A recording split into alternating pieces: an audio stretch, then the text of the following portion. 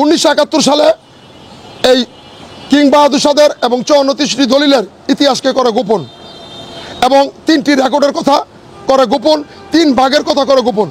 এরপরে ওনারা বলে জমিদার, 12 ভূঁইয়া, 22 ফ্যামিলি, নবাব, ব্রিটিশ, ওনাদের ইতিহাসের কথা। তখন আমি 2015 সালে চ্যালেঞ্জ করে বলেছি যে পৃথিবীর সমস্ত লোক এক হয়ে আসলো বলতে পারবে না এবং প্রমাণ দিতে পারবে না যে এরা ব্রিটিশ সরকার সিএস রেকর্ড করছে এবং পাকিস্তান এসে রেকর্ড করছে। সরকারকে আমি বলেছি, এরপরে সরকার তদন্ত শুরু করেন এবং গুগলকে বলেছি যে ইতিহাস প্রচার তোমরা শুরু করেছ, তার 16তম বংশধর আমি।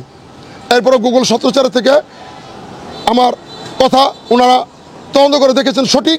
এরপরে 22শে মে 2018 সালে গুগল মানচিত্রে 76 বছর পরে নতুন করে তালিকা যোগ করেছেন, লিখেছেন, প্রকাশ করেছেন মাঝদার জামে মসজিদের বিষয় আব্দুর রহমান বাহাদুর শাহ, যেটা বিতর্কিত নাম ছিল সিটি কর্পোরেশনের কেন্দ্রীয় জামে মসজিদ মাঝদার কবরস্থান এবং নারায়ণগঞ্জ সিটি কর্পোরেশন, যার কোনো দলিল নাই, ভলিউম নাই, যেটা সত্য সেটাই প্রকাশ করেছেন গুগল থেকে কিং নারায়ণগঞ্জ পৌরসভা। আমি বাহাদুর শাহের বংশধর, আমার প্রথম বংশধর মোহাম্মদ সৈয়দ জহিরুদ্দিন আহমেদ বাবুর কিং বাবর খলজি বাহাদুর শাহ উপাধি মোগল সম্রাট। উনি ভারতে শুয়ে আছেন, যিনি ভারত প্রতিষ্ঠা করেছেন। তার ছেলে মোহাম্মদ সৈয়দ ইখতিয়ার আহমেদ কিং বখতিয়ার খিজির বাহাদুর শাহ, উনিও ভারতে শুয়ে আছেন। বর্তমানে খিজিরপুর পরগনাতে বসে আমি লাইভ করছি। কোনো দেশের থেকে যদি সরকারি নথিতে লিখিত ভলিউম দেখাইতে পারে যে ঢাকা বিশ্ববিদ্যালয় নামে কোনো প্রতিষ্ঠান আছে, তাহলে স্বাধীন দেশের স্বাধীন আদালত, স্বাধীন সরকার যে বিচার আমার করে সেটা আমি মেনে নিব। ওটার অরিজিনাল নাম কিং মুসা বিশ্ববিদ্যালয়। গুগল আমাকে সম্পাদক বানিয়েছে। আর সবচেয়ে বড় কথা, যেটা পৃথিবীতে বর্তমানে জাতিসংঘের 197টি দেশ সহ 228টি দেশে যারা বাংলায় এবং ইংরেজিতে লেখাপড়া শিক্ষিত হয়েছে, সেই অক্ষরটা 202টা আমার বংশধর তৈরি করে থুয়ে গেছেন, যেটা গুগল আমার সাথে চ্যালেঞ্জ করেছেন।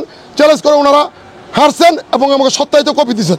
তাহলে আজ আমরা পৃথিবীতে এই বাংলাদেশের মানুষ 3টা দলিলের একটি ইতিহাসের অধিকার, আরবি হরফ থেকে বাংলা অক্ষর তৈরি করেছে, এটার অধিকার এই 17 কোটি মানুষের।